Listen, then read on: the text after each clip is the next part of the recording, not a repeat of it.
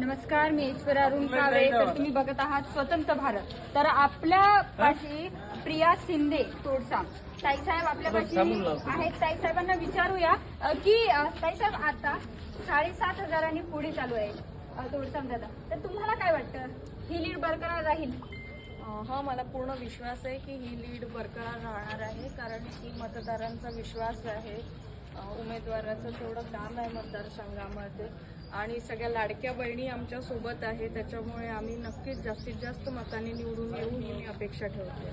तर कोणतं फॅक्टर यशस्वी ठरलं इथे तर हे की एका होतकरू आणि काम करणाऱ्या व्यक्तीला पक्षाने तिकीट दिली ही सगळ्यात महत्त्वाची गोष्ट ठरली आहे. आणि दुसरं म्हणजे म्हणायचं तर आता ह्या सगळ्या लाडक्या बहिणी ज्या आमच्या सोबत आहे, सरकारने जी योजना राबवली आहे ती आमच्यासाठी सगळ्यात महत्त्वाचं ठरलेलं आहे. आम्ही म्हणजे आर्णी मतदारसंघामध्ये गावोगावी जाऊन फिरत आलोय, तर आम्हाला राजू भाऊंच्या बद्दल खूप काही माहिती मिळाली, म्हणजे की खूप छान आहे, काम करू आहे.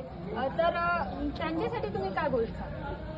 म्हणजे ज्यावेळेला आता प्रचार चालू होता, तर ज्या लोकांनी कधी बीजेपीला मतदान नसेल केलं त्या लोकांचं पण असं म्हणणं होतं की यावेळेस असा उमेदवार उभा आहे की जो हात दाखवला की गाडी थांबवतो आणि सर्वसामान्य माणसांमध्ये मिसळतो, कुणाही सोबत बोलतो, त्यांच्या समस्या ऐकून घेतो. त्याच्यामुळे त्यांची एक अशी ओळख आहे की ते सर्वसामान्यांमध्ये मिसळून राहतात आणि जनतेच्या कामाकडे त्यांचं सगळ्यात जास्त लक्ष असतं. आणि या मतदारसंघामध्ये मला असं वाटतं की काही प्रस्थापित नेते होते आणि त्या प्रस्थापित नेत्यांच्या विरोधामध्ये त्यांनी स्वतःची एक अशी ओळख निर्माण केली आहे की तो जनतेचा माणूस, हक्काचा माणूस म्हणून सगळं मतदारसंघ त्यांच्याकडे पाहतोय. विरोधी पक्षाबद्दल काय बोलतो? काही नाही, विरोधी